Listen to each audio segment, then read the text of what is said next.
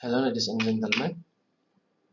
Here I would like to present my research paper about analysis and simulation of vaccination, impact of vaccination on the spread of COVID-19 in Indonesia. I'm here using SIR and SIR-F modeling. Before we begin our research,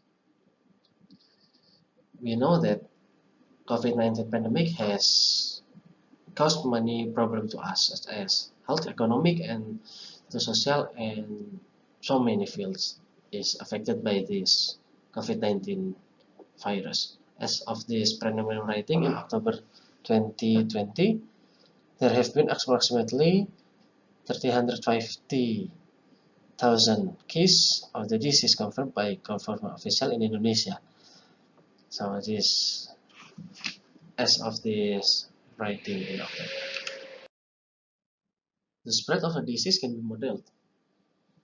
Yeah. Also, the COVID-19 disease, COVID-19 pandemic also can be modeled. Model of disease spread plays an important role in understanding and managing the dynamic of transmission, the dynamic of how can COVID-19 spread in Indonesia, especially. And to understand this complex dynamic that underlie disease transmission, epidemiologists often use a model called compartment model. Compartment model was developed in the early 20th century by Kermack and McKendrick. This model is a mathematical model that categorizes each person in the population into particular compartment or group or label, and usually the categorization is based on their risk or infection status. And then the model is named SIR model, one of the mathematical that can be used to understand the spread of disease.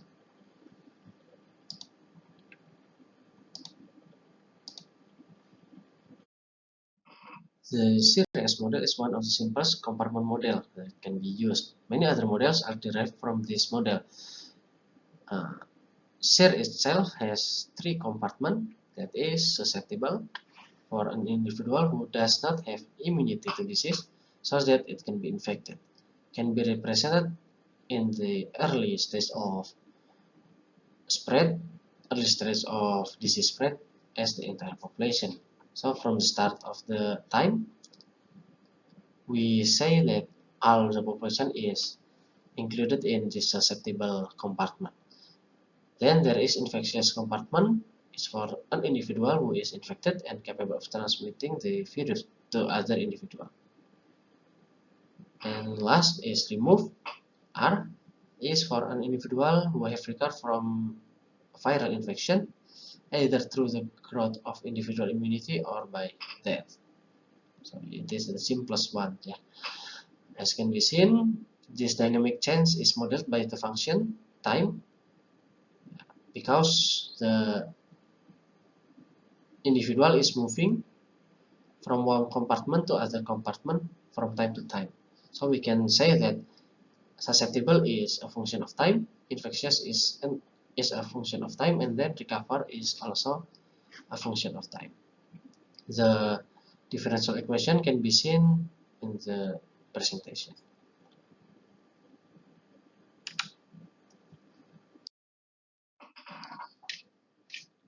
There is a derivative from the SIR model, that is SIR-F model. It's an improvement from SIR because SIR is oversimplification. We say that the SIR model assumes that the recover and fatal is in one compartment, but in this SIR-F model, there is addition of a new compartment named fatal. What is fatal? Fatal is an individual who have died before transmitting the virus or after transmitting the virus. As can be seen from the diagram, from susceptible there will be two compartments. There is fatal and infectious, and then from fatal and infectious there will be two compartments again, recovered and fatal. So the modified differential equation also can be seen in the presentation. One of the main outcomes that is always fundamental for the result of modeling the disease is the threshold characteristic. This threshold is then better known as the reproductive number, or written in the symbol R0. One of the key parameters that will be used in this research, which indicates how contagious is a disease is. Why it named by reproductive number? Because it calculates how well the virus will reproduce themselves from one individual to other individual to another individual. Mathematically, R0 is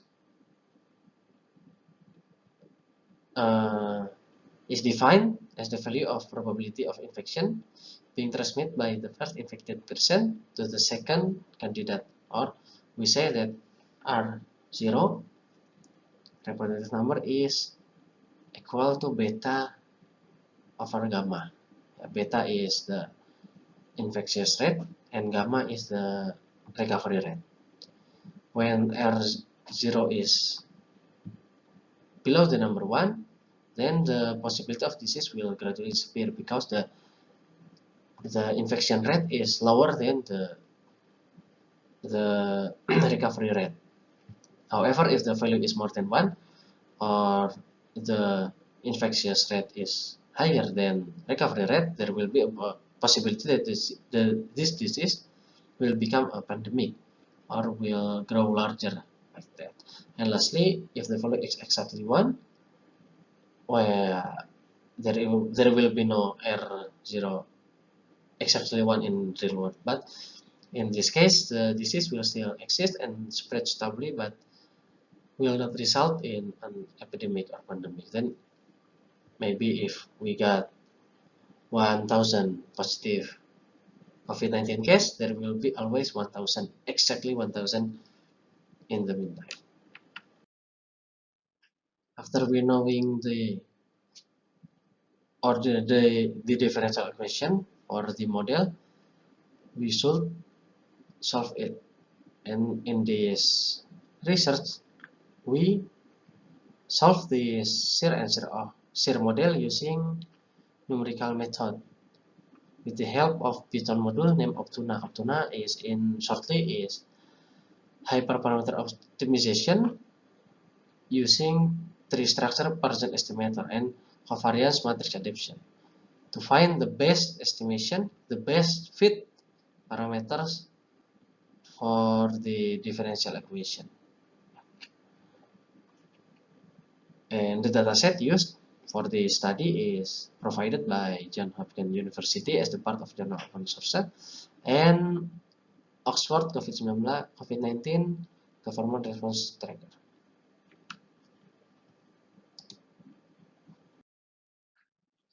The COVID-19 Johns Hopkins University data contain 9 features. It's about daily statistic.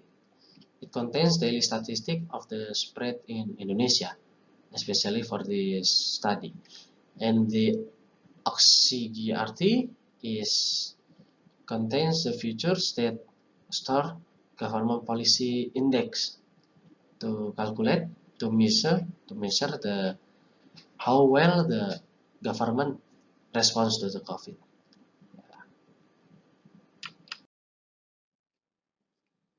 For the stage of development, there are 5 stages. First, we must input the dataset to the model, and then divide the dataset into several virus spread base group, and then estimate the virus spread parameter, beta, gamma, and R0, and then evaluate the model based on many metrics. And then lastly, we develop the scenario and simulation for the vaccine from the final model that has been fitted.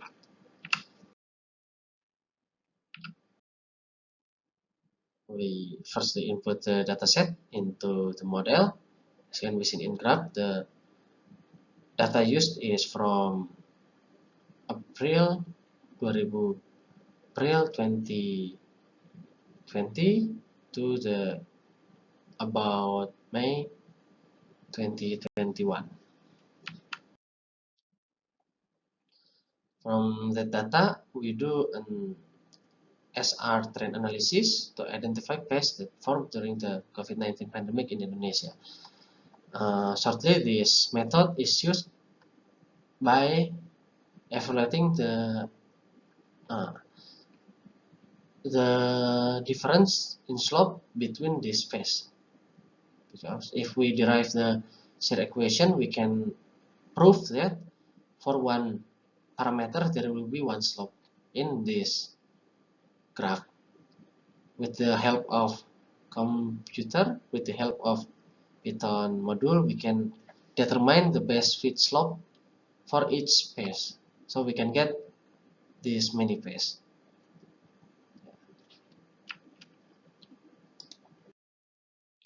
Then for each space, we estimate the parameter for the shear model. We estimate contact rate or beta, recovery rate or gamma, and R0.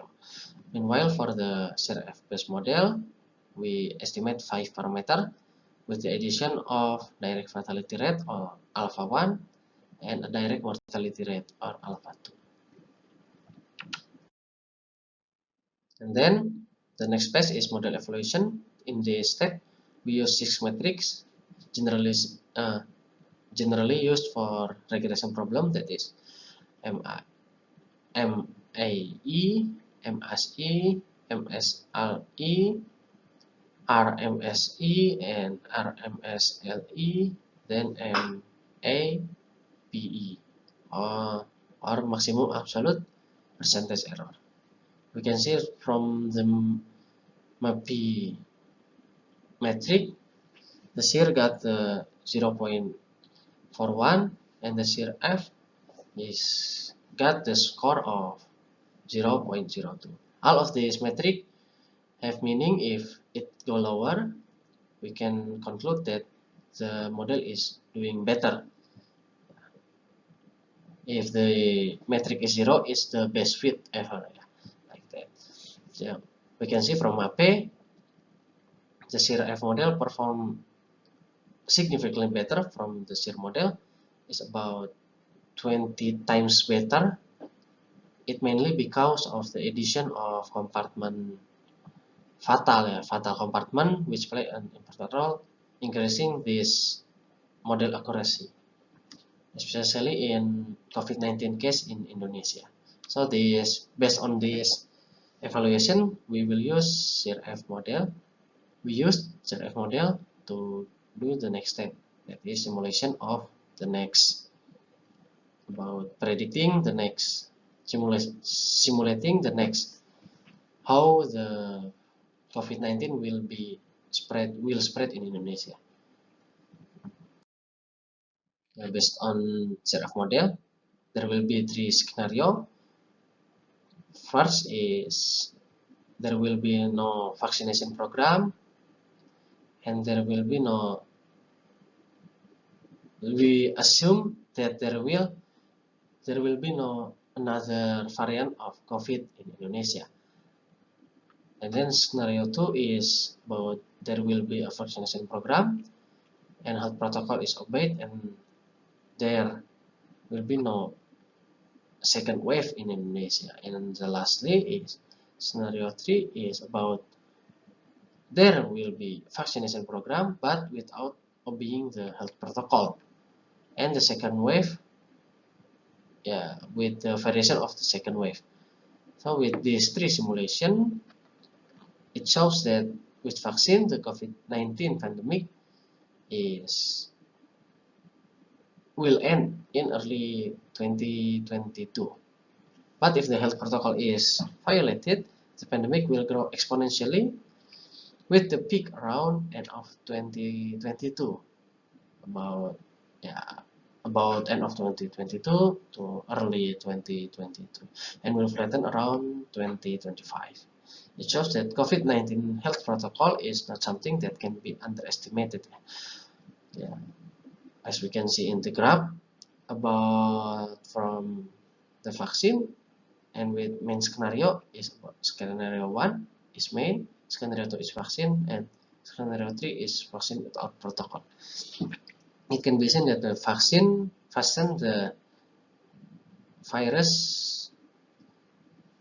the pandemic ends, but not at the significant rate. But the health protocol will help us so much in this pandemic spread. So for the recommendation to Indonesian government is about, please don't underestimate the health protocol. Thank you for listening to my research paper. Yeah, have a nice day.